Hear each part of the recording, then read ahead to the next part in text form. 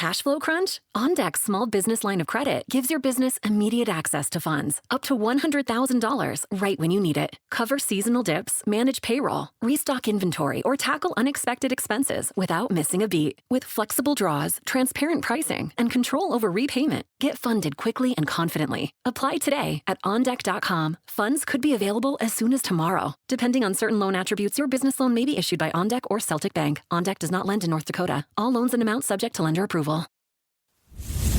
Stoveleg Media, igniting conversation.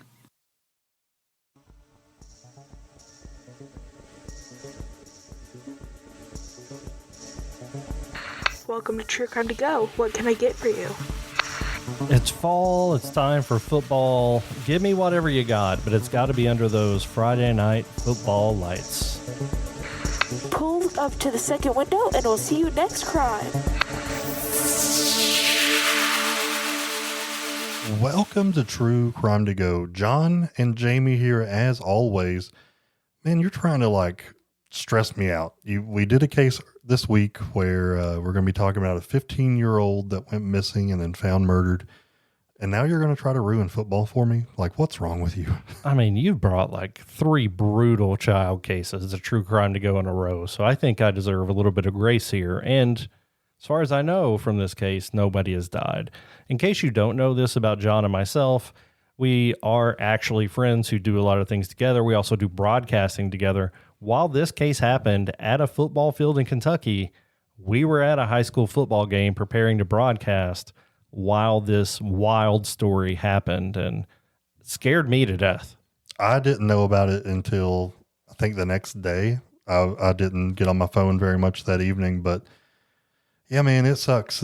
High school football is one of the things that I look forward to most throughout the year. And so this has always been a fear of mine, especially, I don't know, not so much when I'm at the game with just you and I, but if my kids go to the games too, that's when I have that faint thought of worst case scenario. So let's talk about it, man. Tell me the details. Yeah, so this happened in western Kentucky. If you're not familiar with Kentucky, if you've ever heard of a county in Kentucky and you don't know where it is, you just assume it's out west. Really west of Louisville and east of Louisville are kind of separated, I would say. So this is out west. This was at a Friday football game when in the middle of a game, a gun went off. We posted over on TikTok some video that somebody had of when it happened, and you watch the players scatter and the crowd starts to scatter, and such a terrifying situation. And it ended up, they found the suspect. It ended up being a 14-year-old suspect, an 18-year-old victim, and the community's trying to make sense of this. Thankfully, the 18-year-old seems like they're going to recover, but a gun going off at a football game is terrifying. Yeah, man, it's awful. The video, just straight up reminds me of the time that I was at a circus or at a carnival when a shooting broke out and everybody was fleeing the scene. Yeah. And I hate to say the word triggered, but that reminds me of being in that moment, and the fear just kicks me like a mule. I get it. But yeah, so in the hours following the shooting, police had to launch a major investigation. They announced that they had identified the person of interest. As you said, he was 14 years old. He was taken into custody for questioning.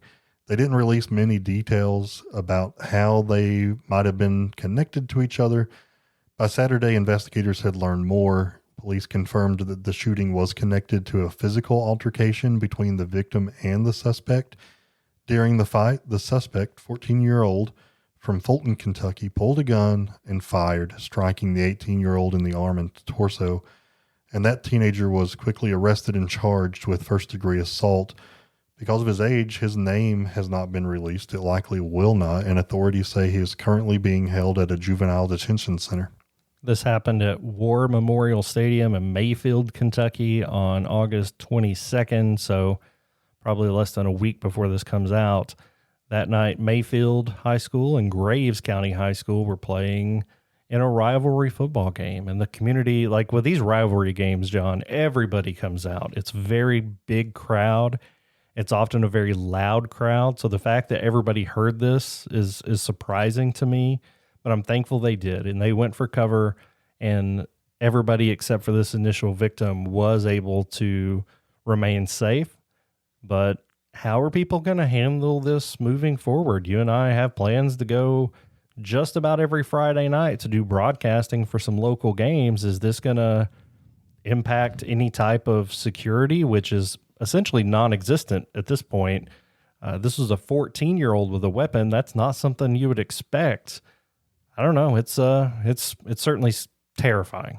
It is, and I'm about to say something that could likely spark debate, but I am a law abider. I follow the law.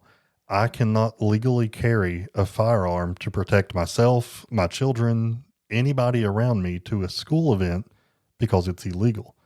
But criminals don't follow the law. So it's I feel like a lot of times at these events, I'm a sitting duck. I can't legally defend myself. It's like going into a gunfight with just your knuckles, because that's literally what it is. That's literally, yeah. There's not enough police to make sure that all, at our big rivalry game that's coming up in a few weeks. I mean, there could easily be 3,000 to 5,000 people there potentially, I think that's if fair. not more. So you're asking 10 people to police that many people. They're outnumbered. It's impossible. I'm not saying I want to carry my gun to a school. I'm not saying that, but something's got to be done. Whether it's metal detectors before you enter the school grounds that evening to watch the game or something. But I just want to be able to watch it and know that myself and my family is safe. It will certainly be heightened awareness for most, including me. And I don't know, it'll be in the back of your mind. I think if you're in Kentucky and you're at a football game this Friday, you're going to be, I don't know, it's going to be in the back of your mind, and hopefully everybody stays alert. But I just hate the fact that we have to be so aware and so almost paranoid. Yeah. We have 120 counties in Kentucky, and even though this was in the far western side of the state, I can guarantee you that even on the far eastern side of the state, you will notice an increase in security this coming Friday night. As you should. And yeah, just hoping that 18-year-old continues to recover.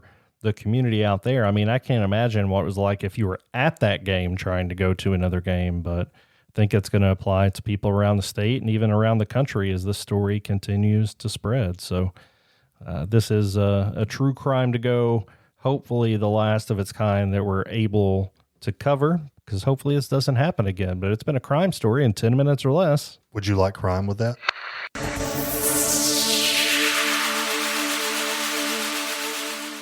Cash flow crunch? OnDeck's small business line of credit gives your business immediate access to funds up to $100,000 right when you need it. Cover seasonal dips, manage payroll, restock inventory, or tackle unexpected expenses without missing a beat. With flexible draws, transparent pricing, and control over repayment, get funded quickly and confidently. Apply today at OnDeck.com. Funds could be available as soon as tomorrow. Depending on certain loan attributes, your business loan may be issued by OnDeck or Celtic Bank. OnDeck does not lend in North Dakota. All loans and amounts subject to lender approval.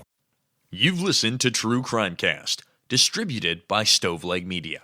Check out stoveleg.com to find out more about your hosts and to find other podcasts to listen to.